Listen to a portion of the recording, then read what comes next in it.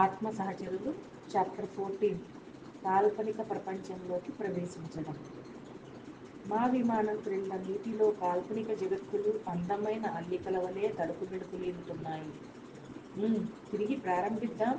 ఏదైనా ఉపాయం ఆలోచించు అన్నాను. ఎప్పుడూ అంతఃకరణాన్ని అనుసరించే పద్ధతేనా మరొకటి లేదా అంది లెస్లీ. అంతఃకరణాన్ని అనుసరించటం అతి సామాన్యమైనది. అయినా అది ఎప్పుడూ ఆశ్చర్యాన్ని కలిగిస్తూనే ఉంటుంది.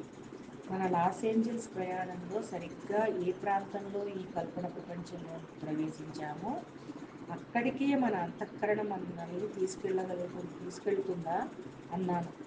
లెస్లీ నా చేయిని పట్టుకుంటూ, రిచర్డ్, మనం మొదట ఈ కల్పన ప్రపంచంలోకి ప్రవేశించినప్పుడు అట్టిలాను కానీ, టింకును కానీ, మషారాను కానీ చూడలేదు. మొదట మనం మన యవ్వన రూపాలను కార్మెల్ పట్టణంలో కలిశాము. కానీ మనం ఇంతవరకు మన భవిష్యత్తులోకి ప్రయాణించలేదు అంది. అవును, భవిష్యత్తులోకి ప్రవేశిస్తే మరింతగా పరిణితి చెందిన మనల్ని మనం చూసుకోవచ్చు. అంటే భవిష్యత్తును చూద్దామనే కదా నీ ఉద్దేశం? అవును అంటూ తలాడించి కిందికి పరిశీలనగా చూస్తూ ఎలా వెళ్ళాలి అంది. మేము విమానాన్ని మరింత ఎత్తుకు తీసుకువెళ్ళి ఇంతకు ముందు దర్శించిన ప్రదేశాన్ని దేనినైనా గుర్తుపట్టగలమేమోనని ప్రయత్నించసాగాము. చివరకు మాకు కాస్త ఎడమవైపు గులాబీ స్వర్ణవర్ణంతో వెలుగుతున్న ప్రదేశం కనిపించింది. అక్కడే మేము ఇంతకు ముందు లియోనారాను కలిశాము. లెస్లీ కూడా దానిని నిర్ధారించింది. మరికొంత ముందు హరితవర్ణ ప్రదేశాన్ని చూపుతూ, అక్కడే కదా మనం మషారాను కలిసింది అని అడిగింది లెస్లీ.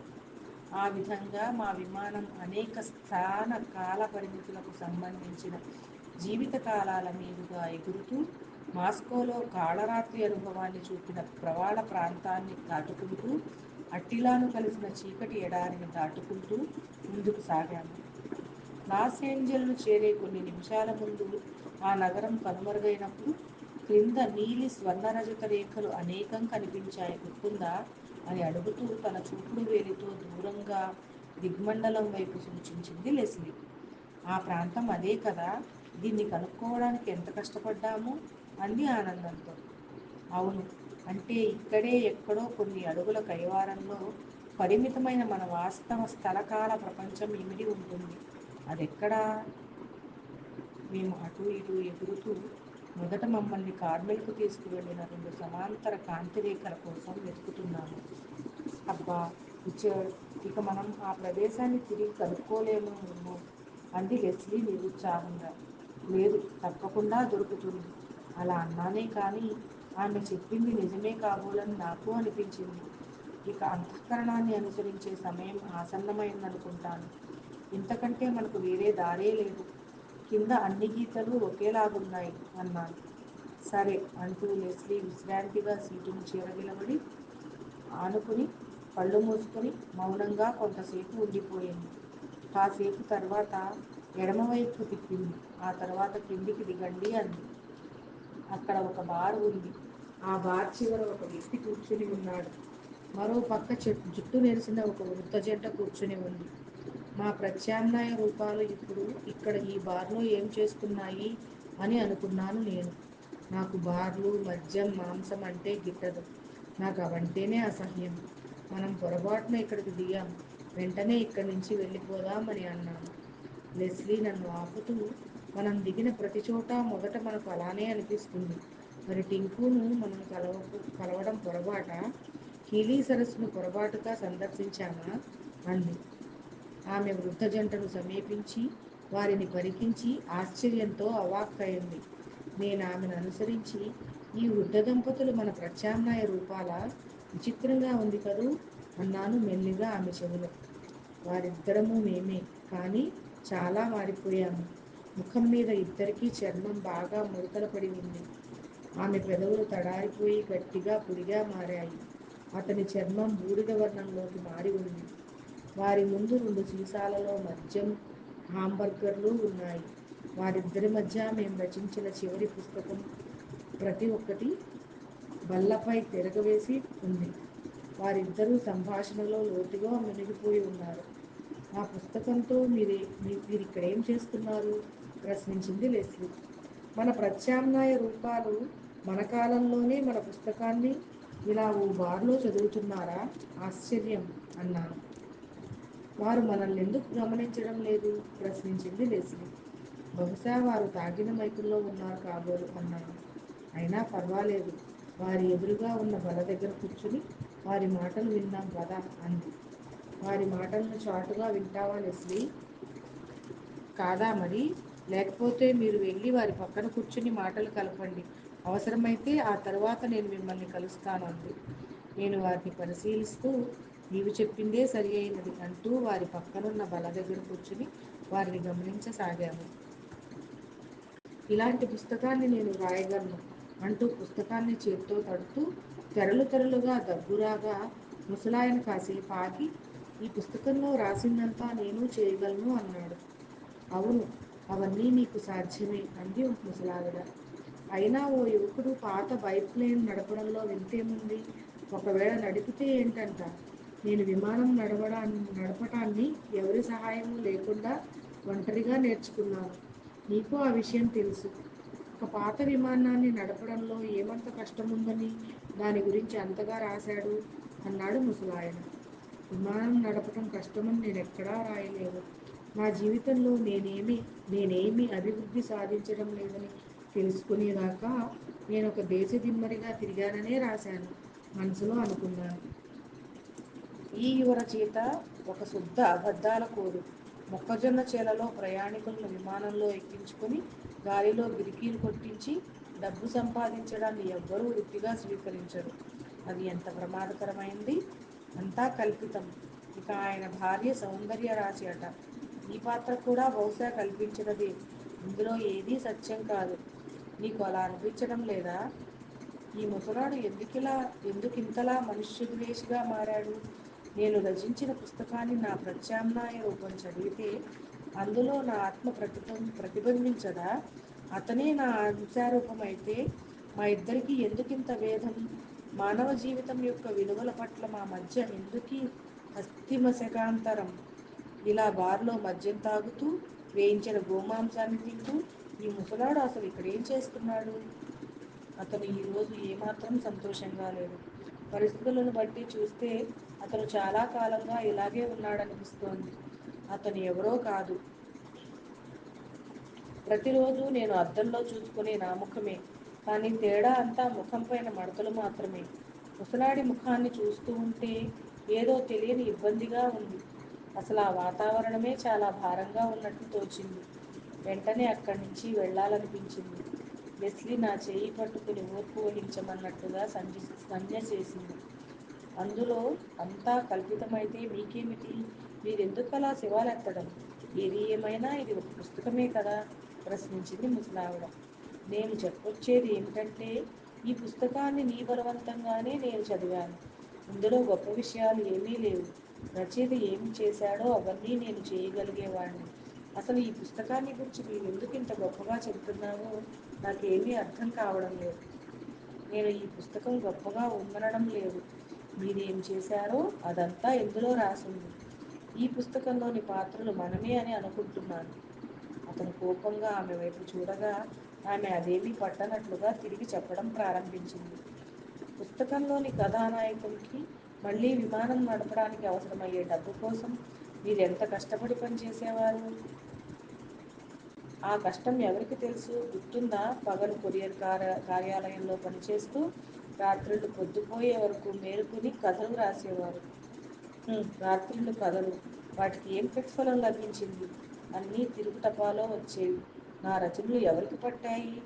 నన్ను, నా కథలను ఎవరు గుర్తించారు? అతని కంఠంలో నిరాశ తొణికిసలాడింది. ఇక వీటి ప్రసక్తి ఆపేస్తే మంచిదేమో. మంచిదే. చిన్నప్పుడు నేను సముద్ర తీరం వద్ద పక్షులు ఎగరడాన్ని చాలా ఆసక్తితో గమనించేవాడిని. నేను నేను వాటిలో ఒకనిగా ఊహించుకుంటూ ఆ ఊహల్లో ఎగిరేవాడిని. నాకు తెలిసిన ఈ సీగల్స్ విషయాలన్నింటినీ ఈయన తన సీగల్ పుస్తకంలో రాసేశాడు. అలాంటి పుస్తకం నేను రాయగలను. బుద్ధుడు అలా మాట్లాడుతూ ఉంటే సముద్ర తీరం వద్ద బండరాళ్లపై నేను నిలబడి ఉండగా నా తలను తాకుతూ సీగల్ పక్షులు దూసుకుపోతూ ఉంటే ఇనుప కత్తుల వలె ఉండే వాటి ఈకల అంచుల నుంచి సుళ్ళు తిరుగుతూ చిత్రంగా శబ్దం చేస్తూ వీచే గాలిని వింటూ నిశ్చలంగా నిలబడి వాటినే చూస్తూ ఉండి నా బాల్యదశ దృశ్యం నా మనోఫలకంపై మెదిలింది. అకస్మాత్తుగా ఆ వృద్ధుని పట్ల నాకు జాలి కలిగింది. ఇలాంటి పుస్తకాలే నేను రాసినట్లయితే మళ్ళీ తెరలు తెరలుగా దగ్గుతూ ఇవాళ నేను ఒక పెద్ద ధనవంతుణ్ణి అయ్యేవాణ్ణి. అవును అని కాసేపు మౌనంగా ఉండి మిగిలిన హాంబర్గర్ని పూర్తి చేసింది ముసలావిడ. అతను ఇంకొంత మద్యం తెప్పించుకుని సిగరెట్ వెలిగించి దీర్ఘంగా ఓ దమ్ములాగి వదలగా ఆ పొగ మేఘంలో అతను కాసేపు కనుమరుగైనట్లు అనిపించాడు.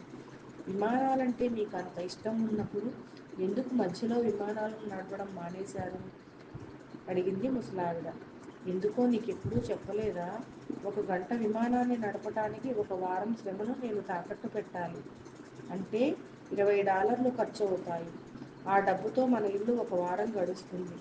లేదంటే రాత్రింబవళ్ళు ఇక కూలీలుగా విమానాలను కడుగుతూ శుభ్రం చేస్తూ ఆ డబ్బు సంపాదించాలి. నేను ఎవ్వరికీ బానిసను కాదు. ఆమె సమాధానం ఇవ్వక మిన్నకుండిపోయింది.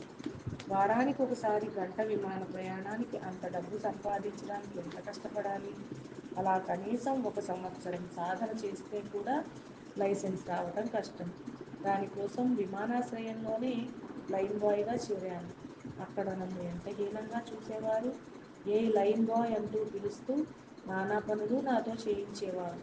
వారెవ్వరూ నన్ను వ్యక్తిగా కాక లైన్ బాయ్గా హీనంగా చూసేవారు. అతను దీర్ఘంగా నిట్టూర్చి సిగరెట్ పొగ వదులుతూ సైన్యంలో పనిచేసేటప్పుడు అంతే, కానీ అక్కడ కొంత నయం, నా కనీస అవసరాలకు సరిపడా జీతం ఇచ్చేవారు అంటూ మా వైపుకు పరికించి చూశాడు. కానీ ఇంకో స్థలకాల పరిమితులకు చెందిన తన ప్రతిరూపాన్ని మాత్రం గుర్తించలేకపోయాడు. మేము రోజువారీ శిక్షణలో ఉండగా యుద్ధ విమానాలు మా వైపు ఈటెల వలె దూసుకువచ్చి అంతలోనే నిట్ట నిలువుగా ఆకాశంలోనికి కనుమరుగయ్యేవి. వాటిని చూస్తూ నేను వాయుసేనలో చేరి పైలట్ అయితే బాగుండేది అని అనుకునేవాణ్ణి. వ్రతాన్ని నెమరవేసుకుంటున్నాడు ఆ వృద్ధుడు. లేదు, సైన్యంలో చేరి మంచి పనే చేశావు నీవు. ఎందుకంటే సైన్యంలో అయితే నీవు మహా అయితే ఒకసారి ఒక్కడే చంపగలవు. కానీ యుద్ధ విమాన పైలట్ అయితే మారణహోమం సృష్టించేవాడివి అనుకున్నాను మనసులో. అతను మళ్ళీ గళ్ళు గళ్ళున ఆయాసంతో దగ్గుతూ ఈ పుస్తకం గురించి నీ అభిప్రాయం సరైందే కావచ్చు. అందులో ప్రధాన పాత్రధారుని నేనే అయితే ఖచ్చితంగా ప్రధాన పాత్రధారిణివి నీవే. నీవు యవ్వనంలో సినిమా నటి కాదగిన అందంగా ఉండేదానివి. ఈ పుస్తకంలోని పాత్రధారులు చాలా కష్ట నష్టాలు అనుభవించారు. అదంతా వారు చేసుకున్నదే అనుకో. నేను వారిని చూసి ఈర్ష్యపడటం లేదు.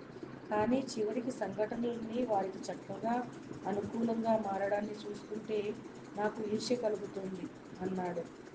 వారే మనం కాకపోవడం నాకు చాలా సంతోషాన్ని ఇస్తుంది.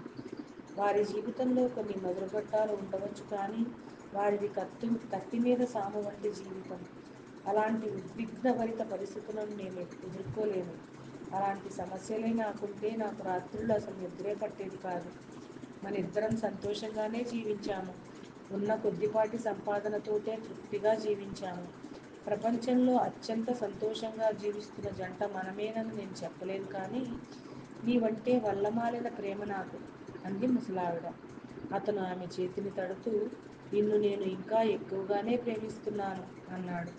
ఓ డేవిడ్ అంటూ ఆమె తన తలను అతని భుజంపై వాల్చింది. వారి మధ్య కొన్ని క్షణాలు నిశ్శబ్దంగా గడిచాయి. అంతలోనే ఎంత మార్పు! సిగరెట్లు అంటే నాకు పడనప్పటికీ ఇప్పుడు అతన్ని అభిమానిస్తున్నాను. నాకే తెలియని నాలోని మరొక పార్శ్వం మీది అయిష్టత ఇప్పుడు జాలిగా రూపాంతరం చెందుతుంది. వాస్తవికత లోపించిన ప్రేమే ద్వేషమని లియోనారా చెప్పింది నిజమే. మనం ఇష్టపడకున్నా మన మనస్సులను మార్చే వాస్తవాలను మనం నెరవవలసిందేనా? నేను మన పెళ్లి రోజు కానుకగా మీకేమి ఇవ్వనున్నానో తెలుసా? అంది ముసలావిడ. పెళ్లి రోజు కానుకన ఇప్పుడా? ప్రశ్నించాడు ముసలాయన. మిమ్మల్ని విమాన విన్యాస శిక్షణకు పంపాలనుకుంటున్నాను. ఆమెకు మతిపోయిందా అన్నట్లుగా చూశాడు అతను. నాకు తెలుసు, ఈ వయసులో కూడా మీరు దానిని చేయగలరు. కొన్ని క్షణాల నిశ్శబ్దం తర్వాత అదంత బాగోదు అన్నాడు ముసలాయన. ఎంత? 6 నెలల్లో శిక్షణ పూర్తవుతుంది. మనకింకా చాలా ఆయుష్ ఉంది. ఇంకా ఎంచక్కా విమానాన్ని స్వయంగా నడుపుతూ ఆనందించవచ్చు. మరియా, కాలం చాలా వేగంగా పరిగెడుతోంది. 35 సంవత్సరాల క్రితం నేను సైన్యంలో చేరాను. కానీ కాలం ఎంత వేగంగా గడిచిపోయింది.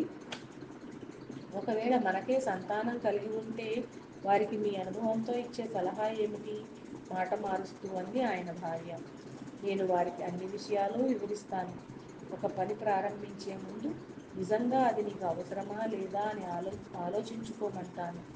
నీవు ఏం చేస్తావో అన్నది ముఖ్యం కాదు, నీకు ఆ పని చేయాలనిపించిందా లేదా అనేది ముఖ్యమని చెబుతాను. ఆమె అతని వైపు ఆశ్చర్యంగా చూసింది. బహుశా ఆయన ఈ విధంగా గతంలో ఎప్పుడూ మాట్లాడి ఉండడనుకుంటాను. గతం ఎంత భవ్యంగా ఉన్నప్పటికీ నీ జీవిత చరమాంకంలో ఇక ఏమి జరిగితే ఏమిటంట? నీవు చేసే ప్రతి పనిని లోతుగా ఆలోచించకపోతే, నీవు ఎన్నుకున్న ప్రతి అవకాశాన్ని చక్కగా ఉపయోగించుకోవడం తెలియకపోతే, నీవనుకున్నది ఎప్పటికీ సంభవం కాదు. మీరు ఓ పుస్తకం రాసుండాల్సింది దేవ్. ఊహు. ఇప్పుడు పుస్తకం రాస్తే అది నా గురించి ఓ బృహత్ ప్రశ్నావళి అవుతుంది. నన్ను చూసి నేను గర్వించే స్థితిలో ఉన్నానా? ఏం సాధించాలని పుస్తకం రాయాలి? ప్రస్తుత వ్యక్తిత్వం నేను నడిచిన జీవనపథం వల్లనే వచ్చిందా? ఒక జీవిత కాలానికి నేను చెల్లించిన మూల్యానికి తగిన అర్హతను పొందానా? అంటూ విపరీతంగా దగ్గుతూ అలసిపోయాడు. మరియా తన తలను అతని భుజంపై వాలిస్తూ తన కన్నీటిని తుడుచుకుంది. ముసలాయన ఆమెను తడుతూ చెమర్చిన తన కళ్ళను తుడుచుకున్నాడు. ముసలాయనకు దగ్గు తెరలు తెరలుగా రాగా ఆమె మౌనంగా ఉండిపోయింది. ఇతను నిస్సంతుడైన తన అనుభవాన్ని ఎవరో ఒకరికి పంచి ఇస్తున్నాడు. తన భార్యను, వారి ముందే కూర్చున్న నాకు, మన పక్కనే ఉన్న మరొక విశ్వానికి తన భావాలను పంచుతున్నాడు. నా జీవితంలో ఎన్ని మార్లు నేను ఇతని వలె ఊహించాను, ఎన్ని మార్లు నా నిర్ణయాల్ని ఆయన ద్వారా పరీక్షించుకున్నాను. గతంలో నేనేం చేశానో విశ్లేషించి చూస్తే నాకు ఏమనిపిస్తుంది? కొన్ని అవకాశాలను మనం చాలా సులభంగా ధృవీకరించవచ్చు. కానీ ఏదైనా నిజమైన సాహస కృత్యం చేయ సంకల్పించినప్పుడు ఆ అవకాశాన్ని ఇతని కోణంలో గమనించడమే ఉత్తమం. ఏ నిర్ణయం ఏ ఫలితానికి దారితీస్తుందో చెప్పడానికి మనకు ఇప్పుడు ఇక్కడే ఈ వృద్ధుడు స్వయంగా విచ్చేసి ఉన్నాడు. ఎంత దయనీయ స్థితి! ఈ వృద్ధ దంపతులం మనమేనా రిషి? మనం ఇంకో విధంగా కూడా జీవించడానికి నిర్ణయించుకున్నామా? మెల్లగా అడిగింది లెస్లీ. మనం మరీ చాలా కష్టపడి పనిచేస్తున్నాం లెస్లీ. ఇకనైనా మన పనిభారం తగ్గించుకొని కొంత సమయాన్ని ఆనందంగా గడపడానికి కేటాయించాలనిపిస్తోంది చెప్పాను. నాకు అలాగే అనిపిస్తోంది. మనం పని ఒత్తిడిని కొంత తగ్గించేసుకుందాం. ఇకపై ఏ చర్చాగోష్ఠులకు వెళ్లకుండా, సినిమాలు తీయకుండా, ఒకే మారు 10 పనులు ప్రారంభించకుండా అన్నీ వదిలేసి ఏ న్యూజిలాండ్లో వెళ్ళి మిగిలిన జీవితాన్ని ప్రశాంతంగా గడుపుదాము. సరేనా? అంది లెస్లీ నా కళ్ళలోకి చూస్తూ. మనం ఇక్కడి నుండి వెళ్ళిన తర్వాత ఇంకా అంతా ఆట విరిగే ఓ కొత్త జీవితాన్ని ఈ వృద్ధ దంపతులను చూసి నేర్చుకుందాం అన్నాను. లెస్లీ తలూపుతూ ఇక మన శేష జీవితం గురించి ఆలోచించాలి అంది. నేనేమని అనుకుంటున్నానో తెలుసా? వృద్ధుడిని అడిగింది ముసలావిడ. ఆయన గొంతు సవరించుకుంటూ నీవేమని ఆలోచిస్తావో నేనెప్పుడూ గ్రహించలేను కదా అన్నాడు. మీ అనారోగ్యాన్ని నయం చేయలేమని వైద్యులు ఒప్పుకుంటారు. మరి అలాంటప్పుడు మన చివరి రోజుల్లో మనం ఏం చేయాలి? చేయకూడదో చెప్పడానికి మనం ఏం చేయాలి చేయకూడదో చెప్పడానికి వారెవరు? మన జీవితంలో ఇదే అత్యద్భుతమైన ఆఖరి ఘట్టం. చివరి ఈ 6 నెలల్లో మనకేది ముఖ్యమో, మనకేం కావాలో అంతా ఇదిగో ఈ కాగితంపై రాసుకుని దాని ప్రకారం చేద్దామంది ముసలావిడ. నీవో పిచ్చిపిల్లవి అన్నాడు వృద్ధుడు. ఆమె పేపర్పై రాస్తూ విమాన విన్యాసాలను సాధన చేయటం అన్నిటికన్నా ఆఖరు. ఇంకా అన్నాడు వృద్ధుడు. ఆమె తమ ముందున్న పుస్తకాన్ని తడుతూ ఈ పుస్తకంలో ఆయన ఏం చేశాడో అవన్నీ మీరు చేయగలరని అన్నారు కదా, అందుకే ఇదంతా సరదా కోసం. ఇంకా ఏం రాయాలి అడిగింది. మనం ఎంతో కాలంగా యూరోప్ను చూడాలని కలలు కంటున్నాం కదా చెప్పాడు వృద్ధుడు. యూరోప్లో ఎక్కడ? ఏదైనా ప్రత్యేక ప్రదేశమా? ఇటలీ. ఆమె కనుబొమ్మలు పైకి లేవగా కాగితంపై రాసింది. అంతకంటే ముందు మనం ఇటాలియన్ భాషను నేర్చుకోవాలి. లేకపోతే ఆ దేశ ప్రజలతో కలిసిపోవడం కష్టం. ఆమె ఆశ్చర్యంతో మారు ఆయన్ని చూసి తిరిగి కాగితంపై రాసింది. ఆమె ఆలోచనలు ఆయనలో కొత్త ఊపిరి ఊదినట్లుగా ఉత్సాహంగా మృగలు తొక్కే సముద్ర కెరటాలపై సర్ఫింగ్ నేర్చుకోవాలి అని అన్నాడు. సర్ఫింగా? కళ్ళు విశాలమవ్వగా ప్రశ్నించింది ఆమె. మేము ఒకరినొకరు చూసుకున్నాము. మనం తిరిగి మన ప్రపంచంలోకి ఎలా వెళ్ళాలో మీరు చెప్పలేకపోవచ్చు, కానీ అక్కడికి వెళ్ళిన తర్వాత మనం ఏం చేయాలో మాత్రం చెప్తున్నారు అన్నాను. లెస్లీ తలాడించింది. అగోచరమైన తాకిడిని మానసికంగా ఆమె ముందుకు నెట్టింది. మరుక్షణం ఆ దృశ్యం అంతర్ధానమైపోయింది. Thank you.